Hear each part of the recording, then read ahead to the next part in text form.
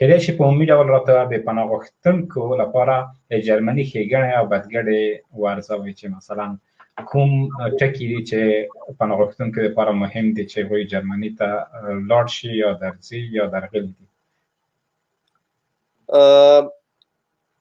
په عمومي ډول په اروپایي ټولنې اړوندو هیوادونو کې تقریبا د مهاجرو دپاره سره ورته قوانین پلي کیږي، خو زه د نورو هیوادونو په اړه ډېر زیات معلومات نه لرم. د جرمني په اړه چې کوم معلومات دي، جرمني کې عموما پناه غوښتونکو لپاره ځینې چانسونه شته.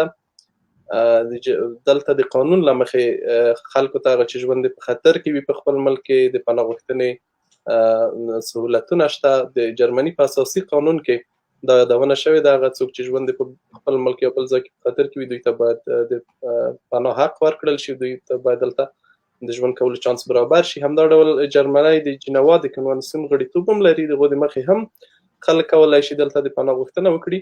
له دې پرته ځینې فرعي قوانین هم شته چې د جرمني د استوګنې یو قانون دی، د هغې له مخې خلک دلته کولی شي ژوند وکړي یا د پناه غوښتنه وکړي یا د استوګنې اجازه ترلاسه کړي.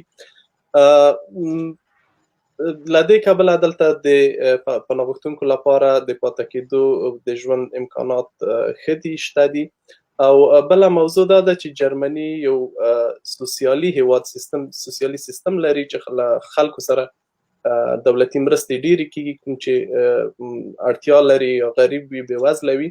عمومي ډول کله چې څوک نوي جرمني ته راځي نو خامخا هغوی ژوند له صفر نه شروع کوي. نو دوی ته په لومړي سر کې دولت ورسره د ژبې په زده کړه یا مثلا په نورو برخو کې کومک کوي، د کاروبار په پیل کې. نو له دې کبله په جرمني کې د دې چانسونه شته چې که څوک چېرته خپله تلاش وکړي چې ډېر زر پرمختګ وکړي او بیرته په خپلو پښو ودرېږي.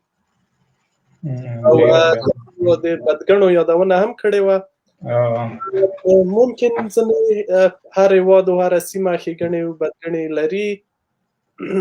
اوس دپاره خو په جرمني کې د مهاجرو شمېر زیات دی، ممکن دا یو مشکل یو ستونزوي افغانانو دپاره لږ مشکله وي، ځکه دوی ته شاید په ځینو برخو کې لومړیتوب ورنه کړل شي. له بده مرغه د دې لامل دا دی چې ډېر کسان چې دلته راځي زده کړې یې نه وي کړې. مثلا د نورو هیوادونو خلک چې راځي دلته په داسې سترګه ورته وکتل کېږي چې هغوی په جرمني کې ښه راتلونکی لري. یو قانون دی چې بلایب پرسپیکټیو ورته وایي، د هغو د مخې چې د دوی په آینده کې دلته څه ډول ژوند کېږي، څه ډول خپل ژوند جوړولی شي. نو متاسفانه افغانانو د دې قانون د مخې منفي پوینټونه اخیستي دي، ځکه ډېر کسان چې دلته راشي زده کړې نه لري او یا تلاش نه کوي، یوازې د پیسو ګټلو په لټه کې وي چې که تورې وي یا سپینې پیسې وګټي خپل وطن ته یې ولیږي، نور د ژوند د اساساتو برابرولو په لټه کې نه وي. له دې خاطره لږ مشکلات او ستونزې شته. له همدې کبله ډیپورټ هم کېږي افغانستان ته ډېر، او هغه کسان چې